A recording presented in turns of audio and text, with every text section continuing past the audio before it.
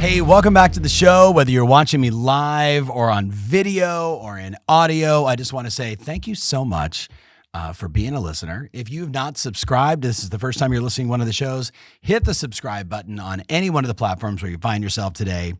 So you probably know at this point that I live in a pretty unique position that I get to be exposed to some of the brightest minds in real estate as a coach, as a thought leader, as a business person, as someone that leads workshops and events.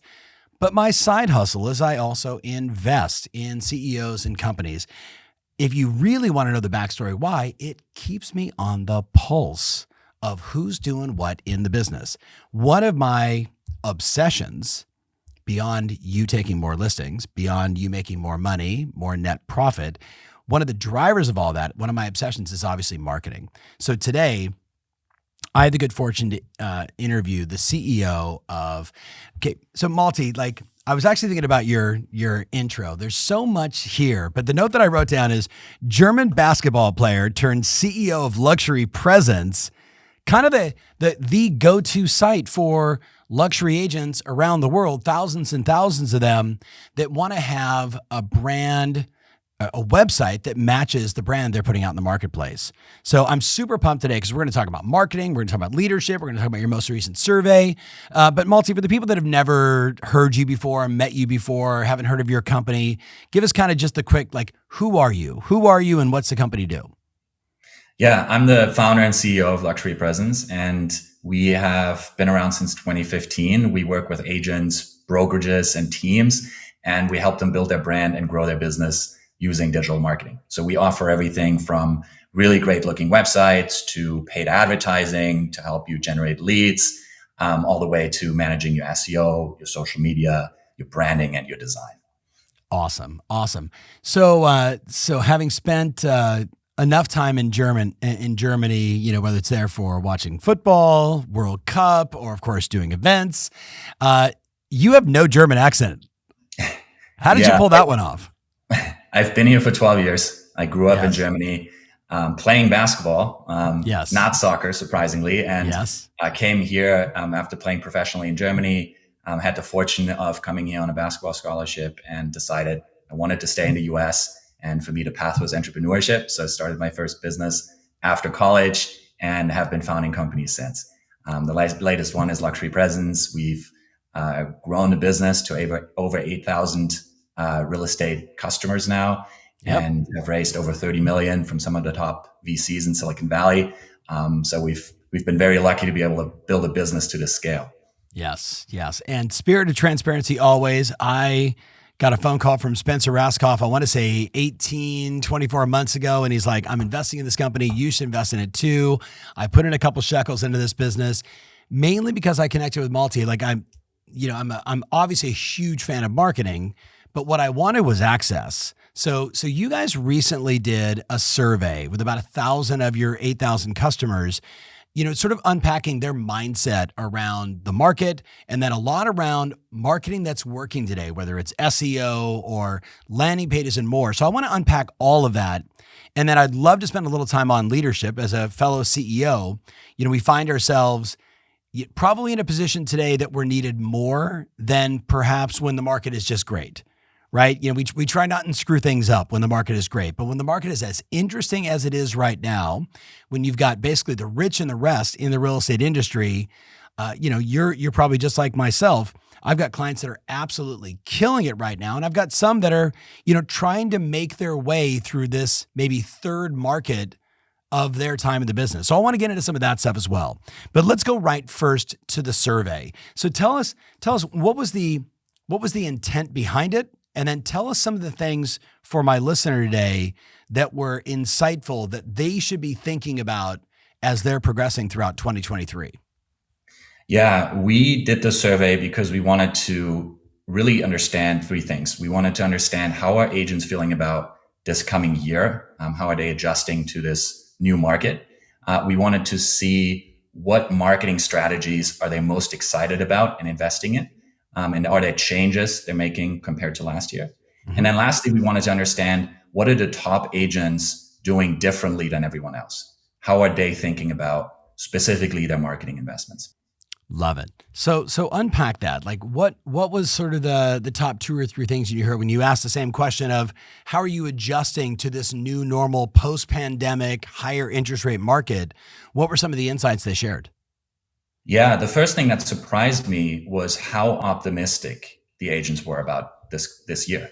75% of them said that they are expecting to grow their business by 10% or more, and 40% believe they will grow their business by 30% or more. So overall, a lot more optimism than I maybe would have expected given the market conditions. Why do you think that is, or do you have some data points? I mean, I see a lot of the same thing, and for my listener, sometimes when we answer surveys, my experiences were like, of course I'm going to do better. But in the back of your mind, you're like, holy shit, am I going to do better? So like, just keeping it real. So did you get any insight beyond just the numbers and the percentages as to why they feel that way? Based on the survey, it's clear that agents are making investments and feel like they are definitely able to focus on their marketing and their branding more than they have in the past.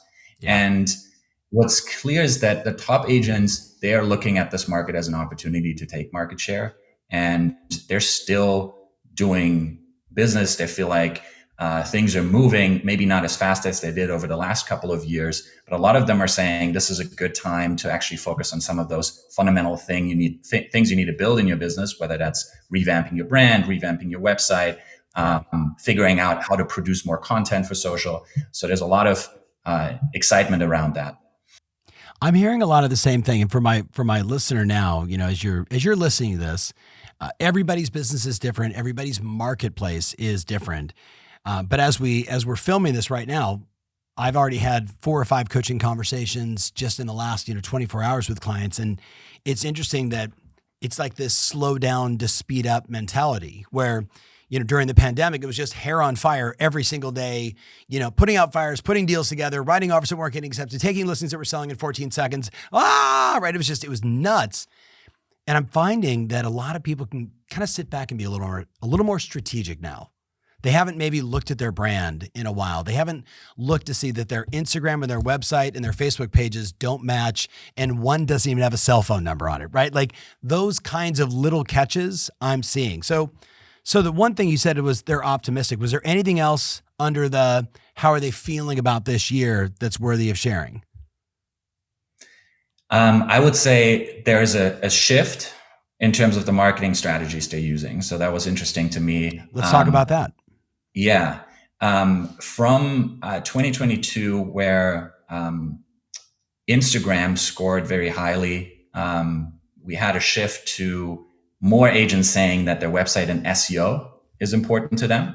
Yeah. And YouTube made the list for the first time as a channel. Agents said it's their 4th most important channel this year, which I thought was interesting.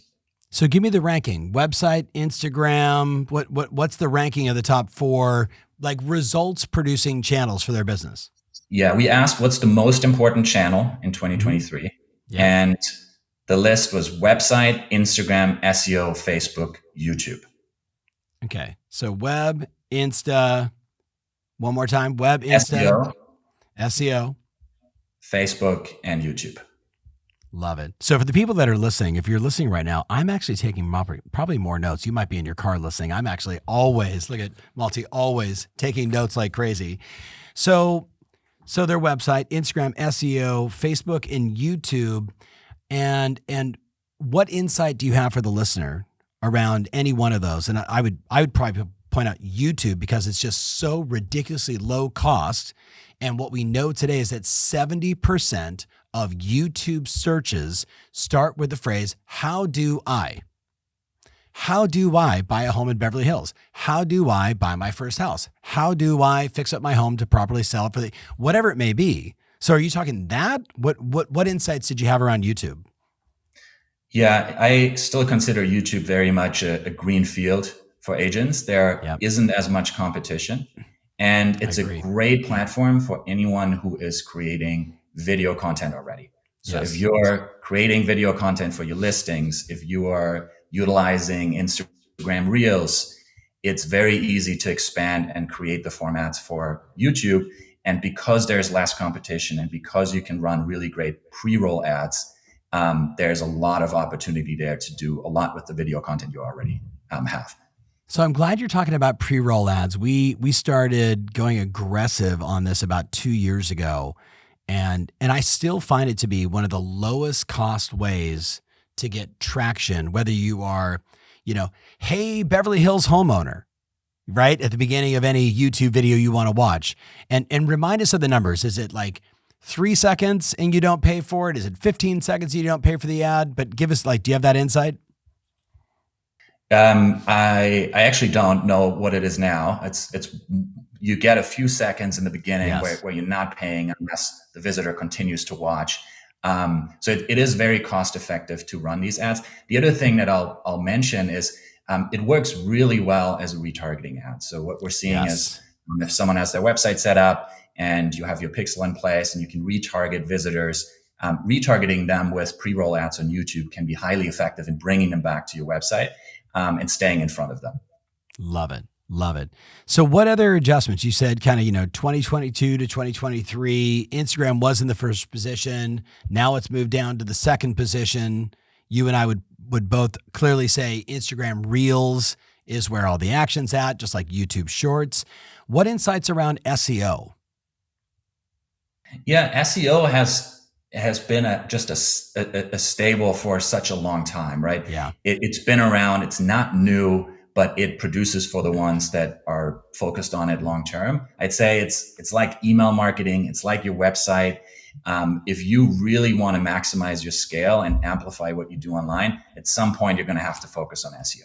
I'd say for agents who are maybe just getting started with their online marketing, it can be intimidating. It does take a long time. It is an investment.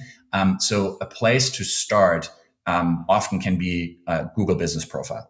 So optimizing that, having regular posts once or twice a week on Google Business Profile, having your citations in place, making sure that you're getting your reviews, not just on Zillow, but also getting some on Google. All of those are really great ways to start getting some traffic and start getting some leads from Google.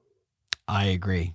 We were actually, Jason Pantana and I talking last night about a client named Kelly Bob. So Kelly Bob, I want to say he's from West Texas. First year in the business, went to Marketing Edge, built his Google business page. And I don't want to misquote the number, but it was an obnoxious number of transactions for a brand new agent who just very quickly realized if I simply fill out every single button that Google asked me to fill out on my business page, and when they reach out to me, I pick up the phone. Kelly Bob, if you're listening, super proud of you. Again, Kelly Bob, that's a memorable name, even in West Texas. So Google business page for sure. You also mentioned email marketing. I know I'm getting a little ahead of myself because you've got all these marketing insights you want to cover. But are you finding that the best agents are doing more email, less email, the same email? What are you seeing? So email marketing has stayed about the same. And I would say it's still extremely important, especially if you have a database, staying in front of them. What's interesting to me is that on the average agent in our survey is only sending a newsletter or an email once a quarter on average.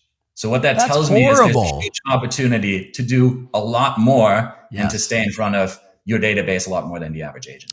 For my friend listening right now, you should Google right now, or as soon as this show is over, Google current ROI on email marketing. The last time I checked, the ROI was spend $1, make 44, right? I mean, it's the fastest free distribution platform on the planet to get your word out, whether it's the most recent video you shot, a reel that blew up, here's what's going on in town, a new listing. I make the argument, Malte, and I know you're agreeing, right? I see your head nodding, a weekly email to your entire database. Excuse me, a weekly email. That's WEE in case you're wondering. All right. The third thing you said inside this survey was, what are they doing differently? Unpack some of the insights there. What are people doing differently today that they weren't doing in 2022?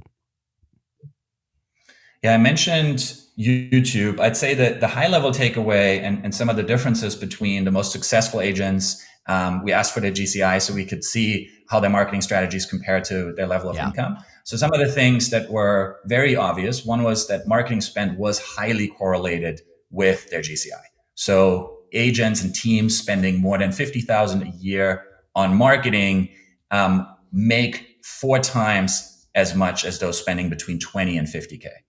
So obviously that is not necessarily causation, but it is highly correlated. So that was interesting. Also, we asked about what strategies and tactics agents are using to market their listings. And we found that the more tactics agents were using to market their listings, the higher their GCI. So there was also a very strong correlation. Right. And we found the best agents market their listings in at least 6 different ways. Yes. For my listener, if you go back to my YouTube channel or even podcast and just type in Jason Pantana Ultimate Listing Launch, I want to say, Malte, he's up to like 24 different things you can do. Everything from Facebook Live standing in front of it, email marketing to your entire database, knocking on doors around, traditional to modern and everything under the sun. And just talking with a client of ours in Chicago, big shout out to Katie. We were chatting about, time on market. And this is a good example. Anybody that's in a higher price point, time on market is significantly longer right now on the higher end. If you're on the west side of Los Angeles, it is significantly longer. And the amount of deals that are falling apart is almost shocking, talking to a bunch of our luxury brokers there. Not saying everything, but it makes the argument for, I need to do more today to market my listings. I don't care if your price point is $200,000 or $15 million. The more you market your listing, the more you get the word out, the more listing attraction you get back because of it. Not just the buyers, but more of that. So, all right. The big difference is obviously marketing more listings. What else are marketing their listings even more? Currently, their spend is higher, which you and I both know. You probably saw the same Bain and Company piece. Jason talks about it all the time. Companies in a declining market, in a recession, quote unquote market, that cut their marketing, never recovered. And those that doubled down on the things that are working had a massive lift in their business. So it makes the same argument. So it sounds like they're all aligned with that thinking. Yeah, they are. And we've seen that in this market, a lot of the advertisers are pulling back. And so cost per lead has gone down. So when we think about paid advertising, it is actually a pretty great time to invest and build your database, as long as you have a long time horizon, right? It's going to be harder to convert these leads. Obviously, you're going to have to do more work in your nurturing and your follow-up. But it is a very, very cost-effective time to build a database and to generate leads with paid ads. Yeah, I agree. We're seeing it especially with like Google seller lead advertising is lower than, say, Google buyer side because of all the mortgage companies that are spending a fortune trying to generate the next, buyer opportunity. So I'm with you. Yeah. So I was looking at just sort of insights that I had on the survey. There's everything from them being more optimistic to how they're sort of repositioning their concentration around driving traffic to their website, Instagram, YouTube, SEO, et cetera. In terms of marketing advice, so let's say the person listening right now is, 10 years in the business, just a, nice median age in real estate. Most people get stuck on doing one or two things. Right? Their listing launch, maybe it's calling a few past clients, maybe they become good at open houses. But I think you and I both learned you can't be myopic in a market like this and expect to scale. You've got to have multiple lines in the water. So let's talk about some of the, whether it's the general guidelines or just the tactics you're seeing your clients are doing that are working. And let's kind of go deep. And I'm looking at some of the insights from the survey right now. There's a lot to unpack. So talk to me just from, your perspective. What's working in marketing today? Yeah, there are a lot of tactics that are working if you do them correctly and if you do them consistently. So the mistakes that I see agents make is they don't stick to it for long enough to see the results, or they don't do it correctly. And I don't think you have to do everything. I do think you have to diversify beyond one or two channels. But what I advise agents to do is, one, audit your marketing strategy overall. And the way I think about it is as a marketing hierarchy of needs. So you have your foundations, that's your website, that's your content, that's your brand identity, how you want to sound. All those things have to be in place. The next layer up is hold on. How do I audit my website? How do I know if my website's good? You probably know by looking at it. There's a few elements to it. One is the technical side, your page load, whether it's built correctly, all of the ranking factors, the technical ranking factors that Google takes into account. I don't recommend you as an agent becoming an expert on this. Hire someone who knows what they're doing and have them take care of the technical side. Right. There are reports you can run to get those insights. The second part is the content. This is where you either have to hire someone to do this for you, a copywriter, an editor, or you have to start doing some of this yourself. I highly recommend having a blog with regular content on there, building some of these pages that speak to the specific pain points of your customers, whether that's a buyer page or a seller page or a page that shows how you market listings and some success stories and case studies. Yes. So that's the content side of your website. And both of those are important. So I want to give a little shout out, Upwork.com, which most of you know. If you went to Upwork.com and said, I need 1 to 2 blogs a week written about my local real estate, marketplace, you could find somebody for probably $60 or $70 that would write those articles. I was doing a roadmap tour, Malte. I forget where I was. I want to say it was maybe Los Angeles, the very first one. Young guy walks out to me. He was from Detroit, and pretty sharp young guy, newer to the business. Really, really felt just in his presence he had some SEO savviness. He said, "I'm using ChatGPT." He said, "I've got like a basic website that I can manipulate myself," which I know you and I don't recommend, but just hear me out. He said, "I went to ChatGPT and I typed in what are the most important SEO search terms, short term, long tail, try find the crazy stuff and the obvious stuff for Detroit real estate." Boom, it pulls up the list, and then he's like, "Write me 2 blogs with those 4. Write me 2 blogs with those," and he literally just said, "I went through my entire website from beginning to end." And I just added in all the key SEO terms inside of my blogs. And I'm like, "How's it going?" He's like, "I started like 45 days ago. I've got a nice little lift of traffic." So there are some DIY people out there. I'm with you. I just don't recommend it. If that stops me from making phone calls and booking appointments and scheduling appointments and going on appointments, to me, it's a bad idea. Yeah. Figure out what your zone of genius is and spend your time there and hire for everything else. I think that's the case for anyone who's looking to scale a business. If you're very early on and you don't have the budget, learn how to do it yourself. But as soon as you reach that point where you can afford to get help, I would recommend that as well. So the website is the look, the technical side, which, for maybe someone that's not, it's the speed load. It's like, how fast does your page load? Google will actually tell you all this information about your site, which is great. And then all the technical stuff. And then I agree. It's content. Anything else on the foundational sort of audit of my website, like CTA pages, calls to action, all that kind of stuff. Yeah, and I would place that in the content bucket. So obviously the copy matters a lot, and your CTAs matters a lot. What offers you have that will get someone to convert and ultimately give you their contact information. I would place all that under content, and a great copywriter will know how to do that. The third big bucket is the design, and there are lots of studies around this, but most visitors will make up their mind within seconds of landing on your site if they're going to stay and if they're going to trust you. And that's entirely based on the look and feel, whether it looks professional, whether it's beautifully designed.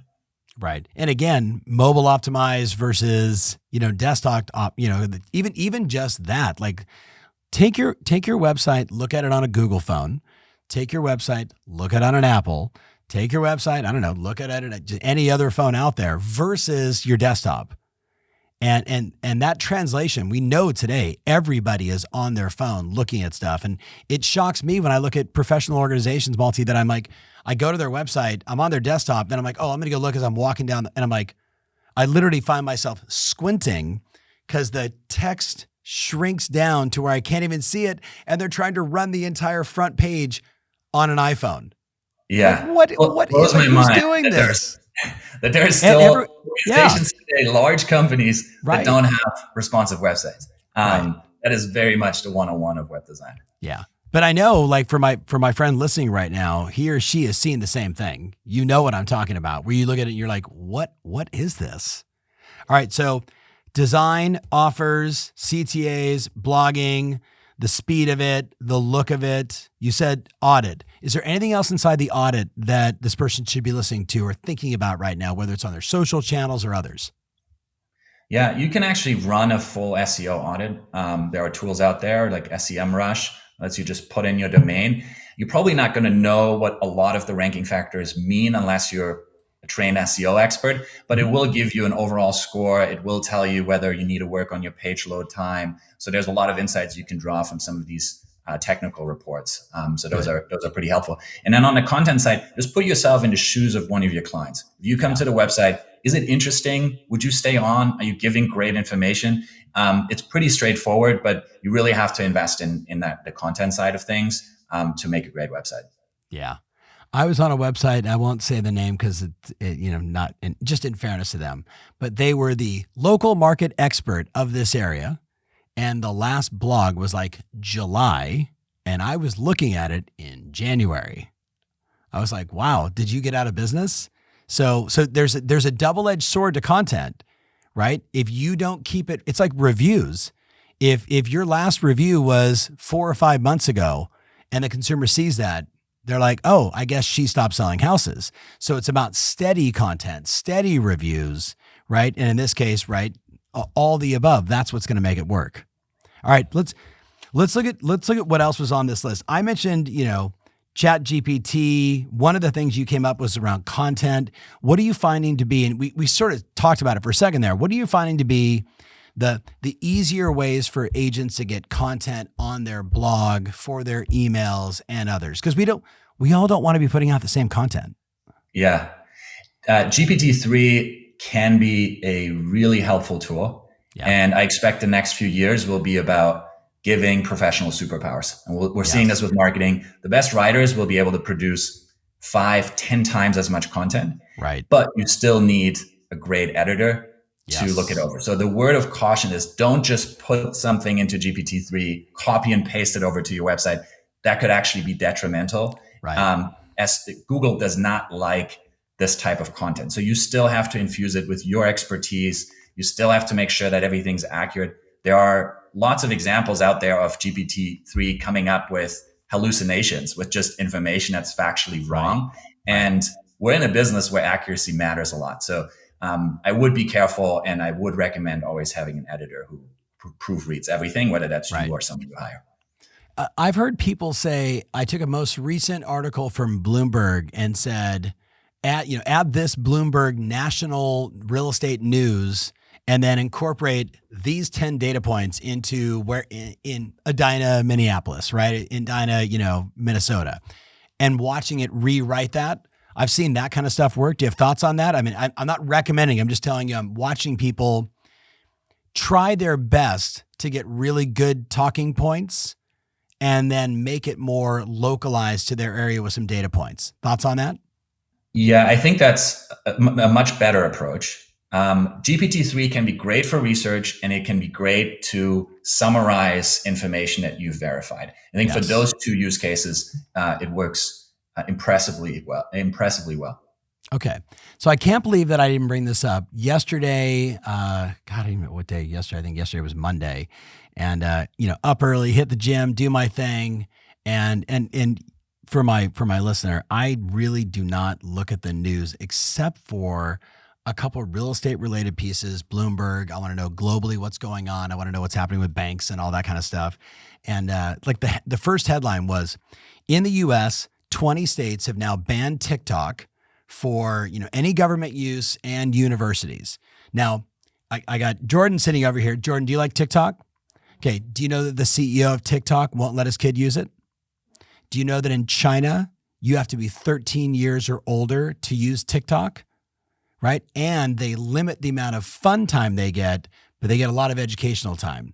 So is it interesting to think that the founders of TikTok won't let their kid use it, and they won't let kids under age 13 have access to it, and then they limit the amount of time, like the phone will just shut off, the app will just stop.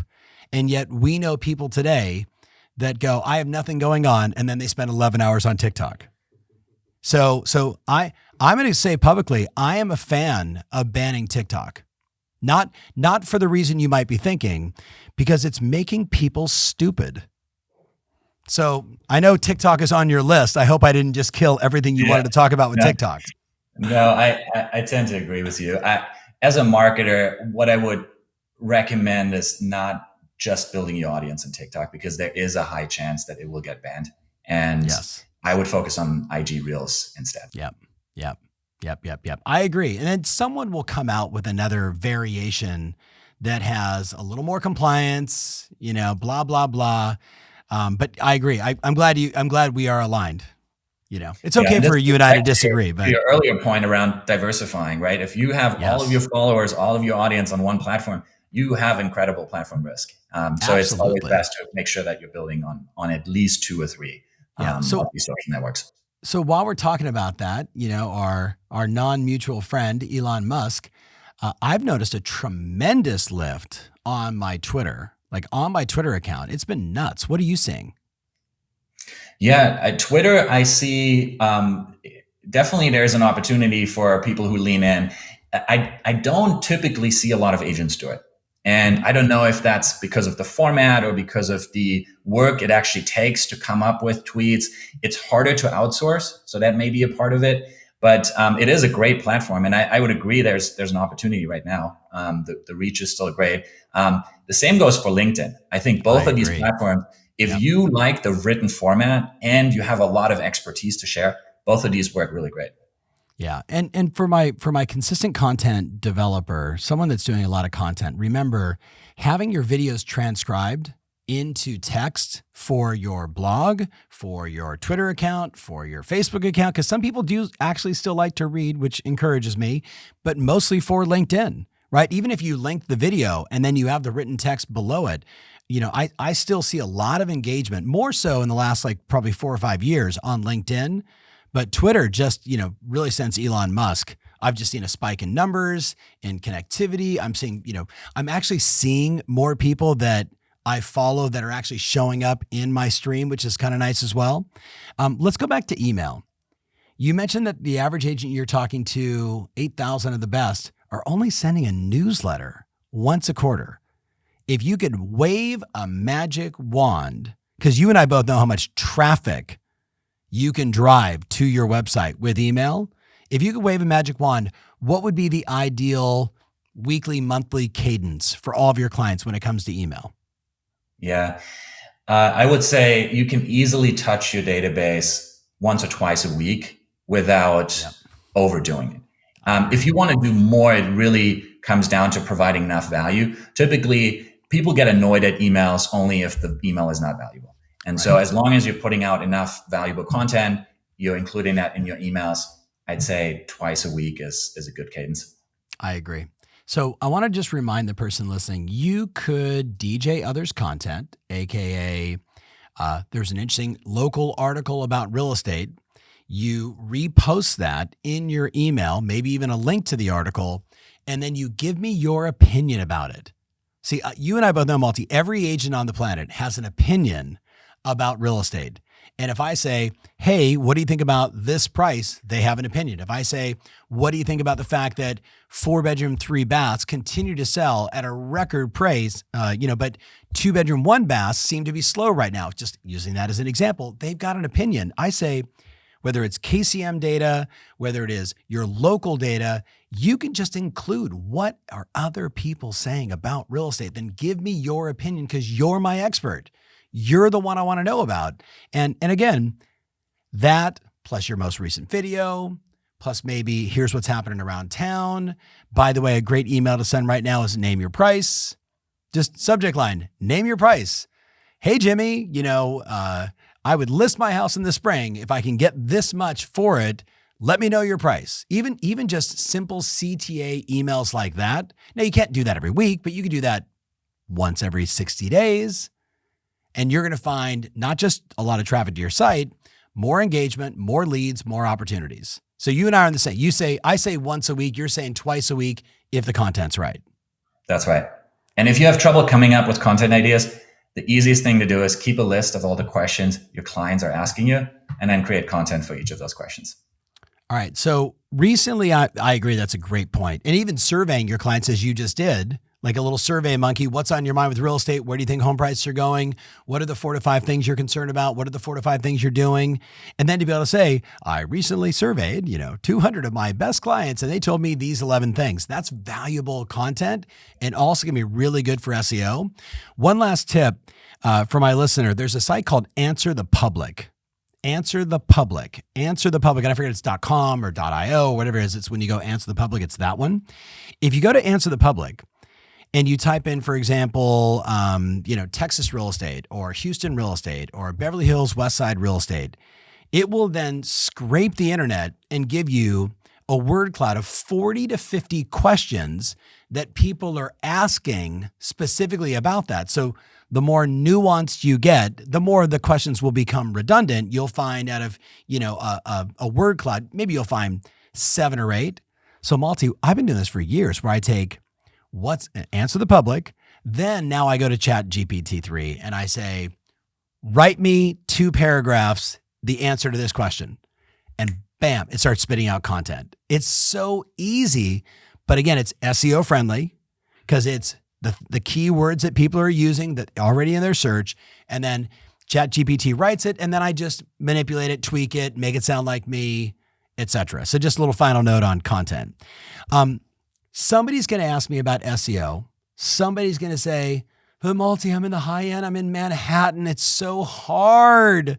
It's so hard to be because every major platform arbitrage company out there is spending a fortune to be high up in the ranks.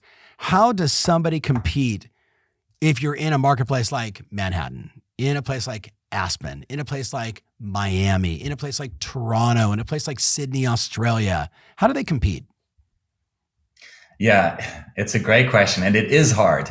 It's not supposed to be easy because there are a lot of agents who are all in the market for that same top spot, right? Mm-hmm. If you Google Manhattan real estate agent, you actually see Noble Black, who's one of our customers, in that first position. I know Noble. And good man. I can tell you how we got him there.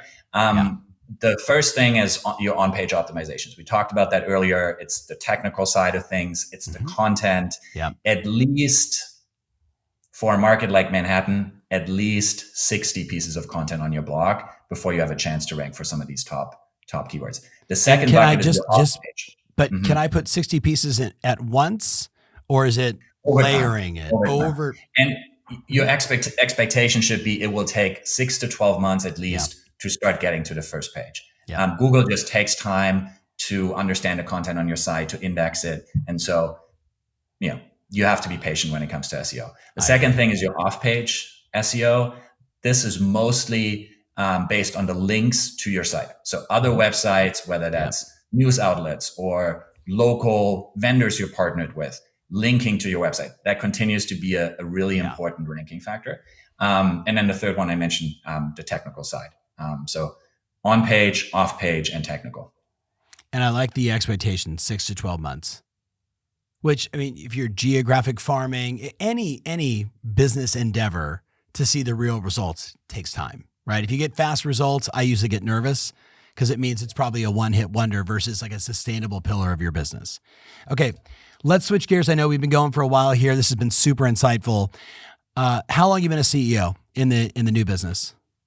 In this business since 2016. Okay, so 2016. So you saw the rise of decent interest rates, low inventory, straight into the summer of 2018 when the rates got to almost 5 and everybody thought no one will ever buy a house again as long as we're alive. 2019 was kind of a year, right, for most people. 2020, 2021, 2022, absolute hair on fire. Looking back at that versus today, what are some of the most important leadership lessons you learned during the pandemic and after the pandemic? Yeah. It all starts with your culture, especially during the difficult times. And if you're building a great team with great people, the culture is what keeps everyone motivated when things get difficult and when the external environment changes. And so I've learned to be very deliberate about our company culture, talking about the things we want and the things we don't want, and making sure that we're screening for that and we're hiring people who fit that company culture. So that's probably the first one. The second one is the importance of the right team. I mentioned earlier, finding your zone of genius as a founder, as a business owner is really important, because then you can hire for your weaknesses and make sure that you're spending as much of your time as possible in your zone of genius, doing the things that only you can do, where you're significantly better than everyone else. I often find that business owners have trouble letting go of things. I was that way early in the business. I wanted to do everything myself, and it was really hard for me to let go of things. But I've learned that in order to scale, you have to do that. You have to find people who are better than you and then get out of their way and let them do their thing. Right. So culture, right people, zone of genius. You got me at ZOG. How do I know what I would always say Habu, what is my highest and best use? But I think zone of genius is different. How do you define it? How do I find it? Look, I just grabbed more notes. I'm taking more notes than anybody. Yeah. I would define it as the task that you are uniquely qualified to do and that bring you energy. So it has to be both of those things. It has to be something that you're really good at, and also something that you really enjoy doing. I found that there were a lot of things that I was decent at that I didn't enjoy doing. And what happens if you spend too much of your time on those, you run out of energy, you run out of steam. And building a successful business, it takes years, sometimes decades, right? And so it really matters. It's a marathon. It really matters that you keep a great energy throughout and that you set up your life in a way that's sustainable. So I would add just one thing. Energy is also money, right? Like it brings results, and it like, I feel good when I do it. I know I'm serving others when I do it. I'm making a difference when I do it, and it makes the cash register ring. Because we just might have somebody say, well, you know what I love doing is I love picking flowers and I'm really good at it. Well, that's not going to make you any money, right? Unless you're, I don't know, Gary Vaynerchuk stealing flowers when he was like 7 and selling them to his neighbors. So I love that. ZOG, Zone of Genius. Let's talk about hiring people. What are you finding? Like, you guys are in Los Angeles. Los Angeles has become a very interesting hiring market. What are you guys doing differently today to attract talent? Are you all remote? Are you all inside the office? Are you still hybrid? What do you think is the future of that? Talk to me. We started in LA. So our first 40 hires were in LA, and then COVID hit and we continued to scale remotely. So now we are remote first, with our largest office actually in Austin, with over 60 people there, and we have over 600 people on the team, most of which are remote. And for us, there's no going back. And a lot of the companies I talk to, they're in the same boat. They've hired talent all across the US or internationally. And the advantages are very obvious, right? It's lower cost talent. It's a much larger pool of talent. So for us, it's really worked. We've just had to be more deliberate about, again, our company culture, communication, all of those things obviously are harder in a remote environment. Yeah, I agree. It's, I feel bad for a lot of commercial real estate owners. I'll just say that. Yeah. Tough times. Yeah. It's a troublesome sector, especially in some of the major cities that are, kind of on the coasts, I'll just say. All right. So Malte, this has been interesting, man. We unpacked a lot of stuff here. How do they reach you if they want to connect with you? Obviously, they know, go to luxurypresence.com, check out, everything you guys are doing. If somebody wanted to go a little deeper, ask a couple questions, what about that? And I got to ask about Dirk. Are you going to introduce me to Dirk now that I live in Dallas?